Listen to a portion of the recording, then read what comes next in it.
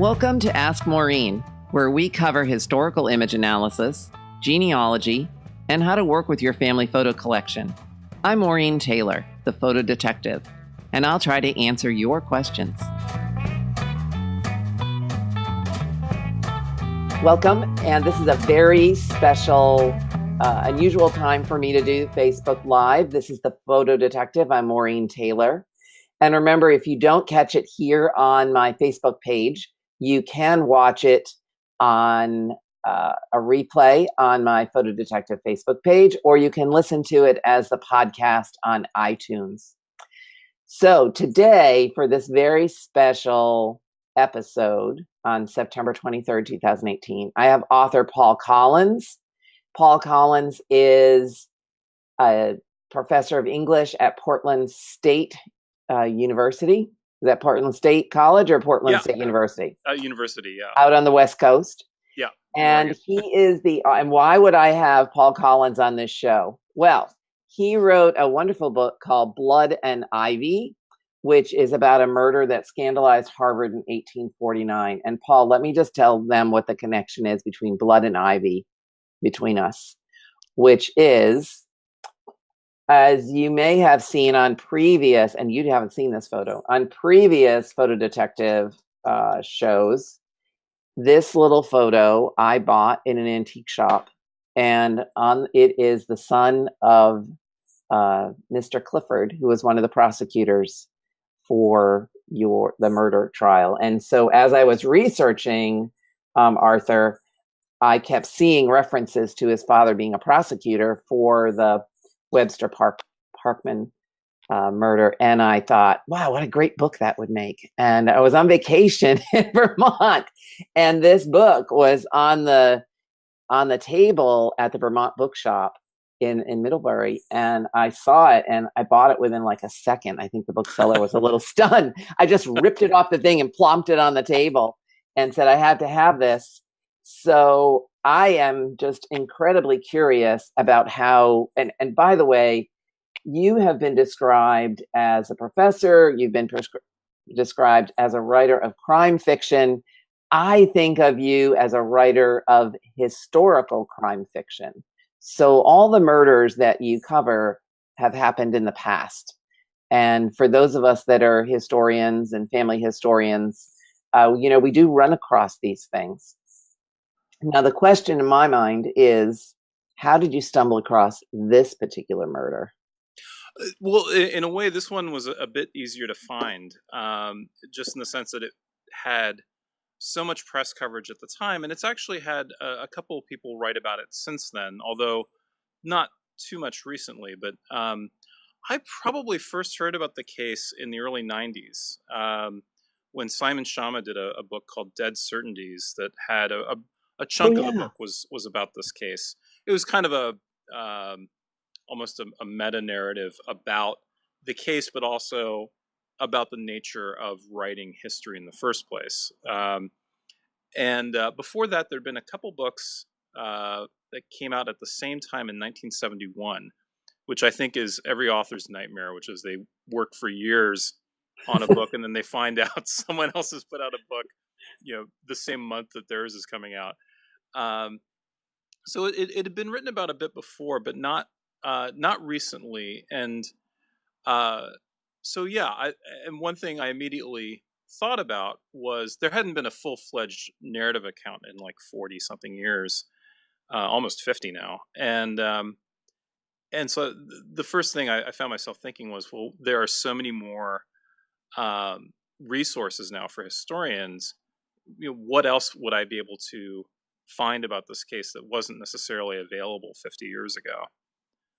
So that's what really kind of drew me to it. But I probably first heard about it from Schama, but really if you look at like any journal or kind of any account of what's sometimes called the American Renaissance, was that period around Concord and Boston in the 1840s and 50s, this case is liable to come up because it made such a big splash at the time. Well, I have to say that I opened the book and you start with this wonderful story about Charles Dickens being in, is he in Boston? I think he's in Boston. Yeah. He's at the Parker House Hotel, and it talks about Dickens being there in 1868. And it gave me chills, that last sentence in that chapter, which is where you say, the murder Dickens asked, show me where it happened. And you're hooked from that moment. And what you do quite well, and I'm sure you know this, is you make your reader feel like you're there watching these events happen almost real time. You know, he goes to the store, he leaves the package, he does this, he does that. And it's just amazing the way you do that. And you do this over and over again in some of your other books, which we'll talk about in just a minute. And this one has a twist in it. It's a twist for you as a researcher, but the twist is it's a dead body at the medical school at Harvard, full of dead bodies. Right. It's sort of seemingly the perfect crime, at least in the abstract. And in practice, it turns out that it was not quite the perfect crime, but very challenging though in its own way for people investigating it. But yeah, I mean that kind of you are there aspect of it is something that for narrative nonfiction, it's certainly not necessary, but it's something that I think can be really aesthetically pleasing and kind of compelling about it. And that kind of guides which cases I even write about in the first place, because some of them, there's just not enough information for me to even be able to do that. But if a case is covered heavily at the time, and so especially if you have a good court transcript where you have all these witnesses talking about what they wore, what they said, what they saw out their window, things like that, it really allows you to start building up almost this novelistic level of detail, particularly when you then add people's journals and their letters and newspaper coverage from the time. It's funny that one of the things for me that I really find myself having to do to sustain that feeling in a book is, and it's not obvious from reading it necessarily, but I don't jump out of the time frame. So that's right. You don't. Yeah, basically, you learn things as the people at that time are learning them. So there's no point at which I step out and say, "Well, today we know that yellow fever is caused by mosquitoes," or there's no voiceover as far as from the present occurring in the narrative. It's really I do that at the very end, essentially in the epilogue, where I talk about what did happen later. Mm-hmm. But within those scenes, for most of the book, I really try to I try to keep the knowledge to what the people on the scene themselves would know, which can be a challenge because sometimes you just want to blurt out, a modern understanding of something, or just look behind that door. But I think to sustain that narrative tension, you really have to be there with them. That takes a real skill because, I mean, we call it, the history people call it presentism, where you have to eliminate everything you know about the present and step into the past. And that's much harder than people imagine. Yeah, it's working with a limited sort of point of view, basically, and not allowing yourself to become this omniscient narrator. And it's I think it's something that's particularly suited for writing about crime because it naturally builds in a narrative tension, because not only are the people on the page discovering the facts of the case, but the reader is discovering it alongside them and is kind of limited in a way to the same information that that the characters, so to speak, have. Well, it's quite the page turner. Oh, thank you. Even though I know how it it turns out, it's still the page turner because you are experiencing it as it's happening, and that sort of, where are they going to find the body? Are they going to drag the river and find it? Are they going to find it here? Are they going to find it there? What happened with that package he left? And you drop these little things that just push you along from chapter to chapter. It's quite well done. Oh, thank you. Quite well done. And you had a serendipitous photo discovery with this project as well, correct? Yeah, and I was very lucky in that regard. So when I was searching through the Harvard library catalog, the Hollis catalog for Hmm. Harvard, I pulled up John White Webster and just started pulling up everything that they had on him, most of which was exactly what you'd expect. It was, he was a chemistry professor and geology professor at Harvard. So they had a bunch of textbooks and lecture notes and things like that of his. And then they also had all this material around the case itself, which they had basically in the university archive. But there was this one oddball result, which was it also brought up the Lewis Holman archive, I think, which is at one of the libraries of Harvard. It's at the Houghton Library, and it's a Keats collection. It's a collection of Keats related artifacts. And I sort of thought, why is that coming up? And so I dug down into it and dug down into the finding aid, and they listed a file with some photographs, and then they just had among the subjects John White Webster. And so I thought, huh. There are no photographs of Webster. There's only engravings, is what you're thinking. Right. There were no known photos of him, and why would it be in a John Keats collection? And So while I was at Harvard, mainly just looking at stuff in the university archive, I went over to the Houghton, asked to look in that file, and lo and behold, there he was. And he was there because Holman was this voracious collector of anything related to John Keats. Mm. And Webster had been basically a coworker of Keats very briefly when he was living in London as a young man right after college.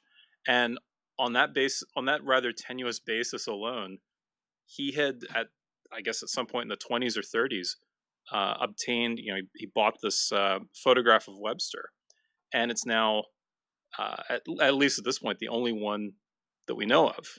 Mm. The nice thing actually about having it is that now that we know what he looks like in a photo, it might be easier for other photos to turn up, because now we know who to look for in group photos and portraits and things like that.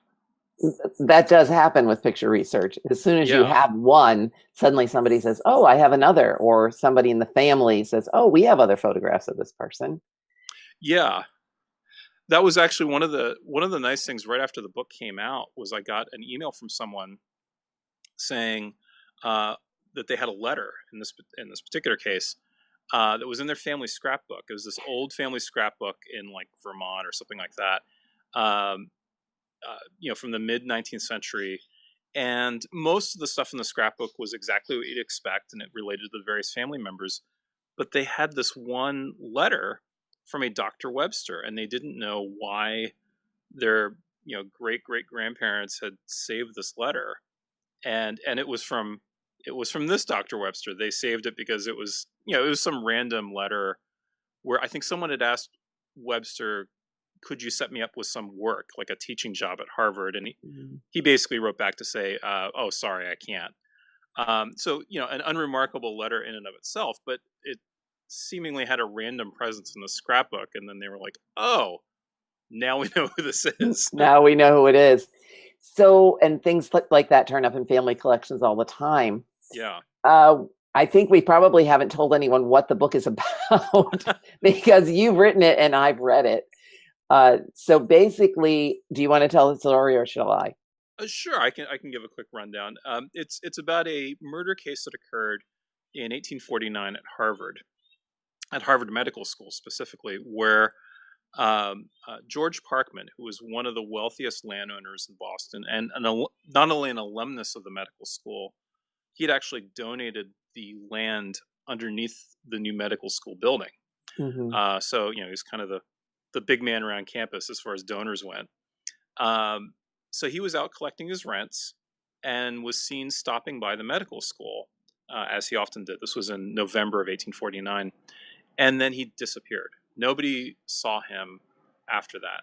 And there were these scattered reports of him turning up in random parts of the city the same day. Yes. And in a very confusing and seemingly geographically impossible way. But the last really clear place where people had actually talked to him was at Harvard Medical School. And what eventually emerged from that, the janitor at the school, a guy named Ephraim Littlefield, became suspicious of one of the professors. because that professor started locking his lab and not letting the janitor in to clean it, among other things. Hmm. So the police searched the building a couple times, and Littlefield started searching in the places where the police hadn't looked, namely the privy. And that is where they found a body. And, this tremendous scandal exploded from there. And one of the real challenges of the investigation was it was a forensic challenge, which was identifying the body in a building it's a medical school. It's full of cadavers. So it was establishing that this professor, A, had murdered anyone, and B, that if he had murdered someone, that person was George Parkman. And so it became like a landmark kind of case in forensics too. And there were body parts. There wasn't a Yeah, whole body. it wasn't very easily identifiable. And in fact, it was the first capital case in this country that hinged on dental evidence. That was essentially an untested form of evidence, and it really became kind of the crucial aspect of how the prosecution made its case. Well, you have encouraged me to do more research into the Cliffords, because I'm doing my own little sort of side project on the Cliffords, and this one photograph of Arthur Clifford. I find the Cliffords unbelievably fascinating, and I live about 30 minutes from New Bedford. So, that's great. Right. So I have stalked the houses where they've lived, and I have driven the neighborhood, and maybe I'll find some other things. And if I do, I'll certainly let you know. But you are the author of many other books. This is the most recent one, Blood and Ivy. But I have been reading. I told Paul right now that I now have the Paul Collins library, that based on the Blood and Ivy book, I then looked up all his other books. And you have other murder mysteries. And I'm not really a true crime person, but these are fascinating because there's so much history involved other than sort of contemporary true crime. The one I'm reading right now, for those of you that know about my Last Muster project. Oh, and the book title, somebody wanted to know what the book title was. Jean Ray, the book title is Blood and Ivy. You can find it on Amazon, and you can find it in some bookstores. I don't find it at the Brown bookstore, but it is about Harvard. So there you go. The one I'm reading right now is called Duel with the Devil. And this is the true story of how Alexander Hamilton and Aaron Burr teamed up to take on America's first sensational murder mystery. And this takes place in 1799. And you, again, set the reader in the past. And it all happens sort of real time for you as you're reading it. And you do this amazing job of all the background so that you feel like you're in 1799, how people live and what they wear and what their habits are. And my question, of course, like Blood and Ivy, is how did you stumble across this one? Because this one I'm not familiar with.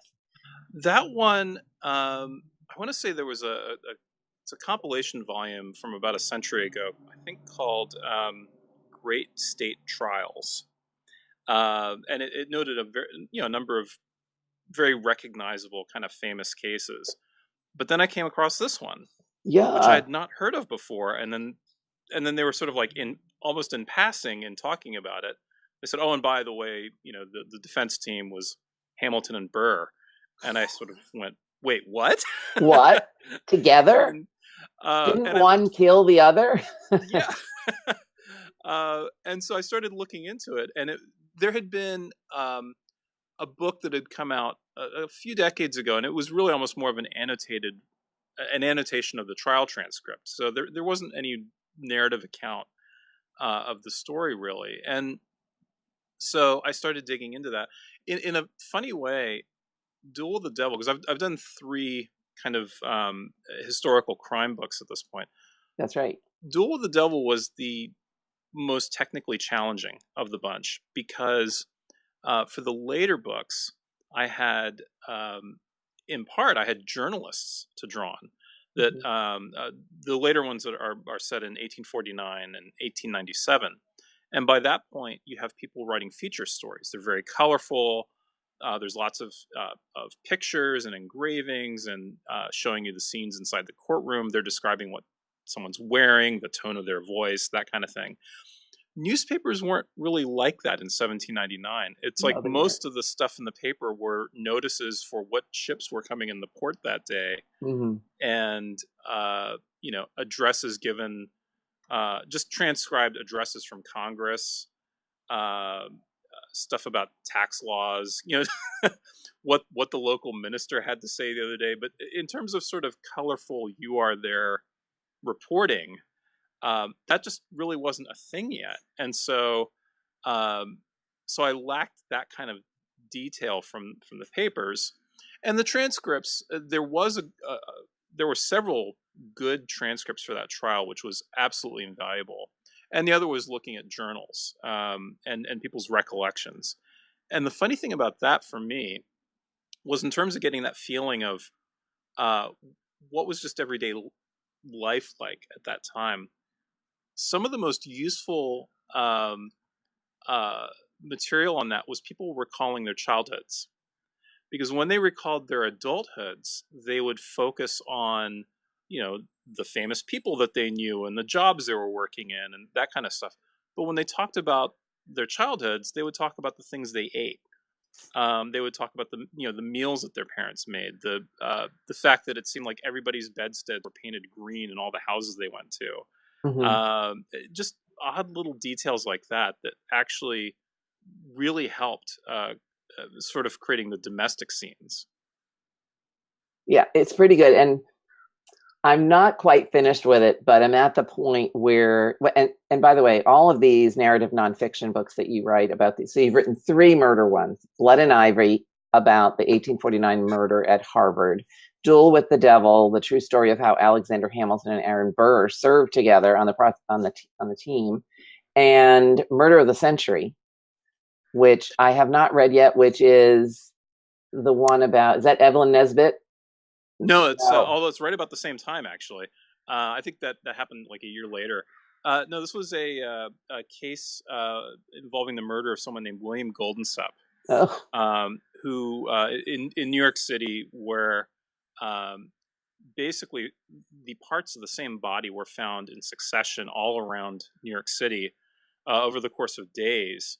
And at that point, in uh, 2 newspapers, the New York World and the New York Journal, Pulitzer's paper and Hearst's paper, were just starting up this big rivalry, and they basically seized on this case as kind of the thing to run with. They just turned it into this monster story. So it's in part about that case, which had lots of twists and turns, but it's also very much about Hearst and Pulitzer and kind of the creation of modern, really like modern sensational reporting.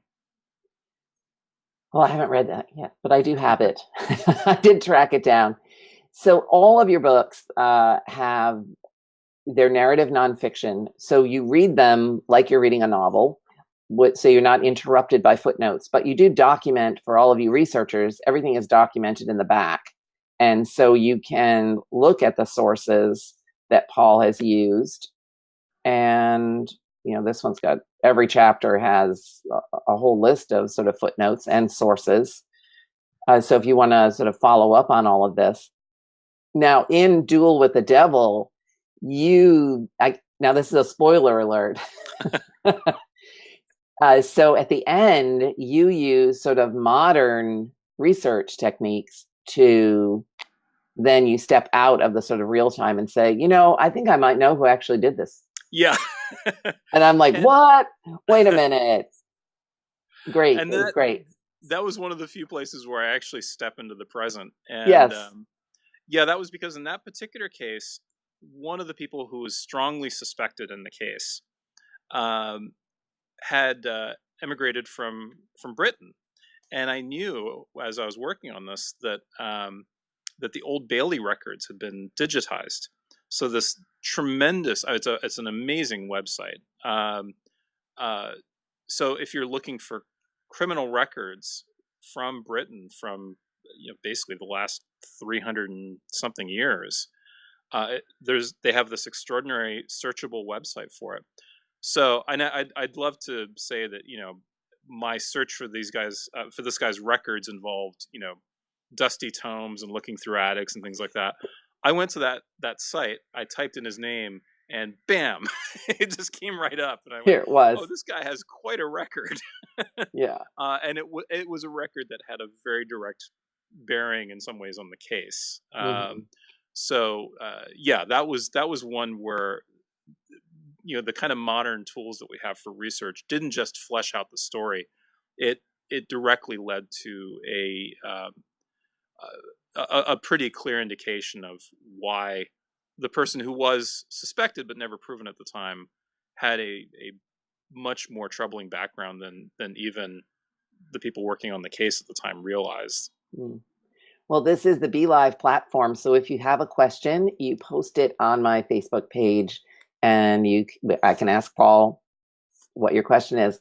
I have a question for you, which is, are you out there looking for these murder cases all the time? I mean, you didn't intend to start writing about murder. You have a whole list of other books that you've written on various topics.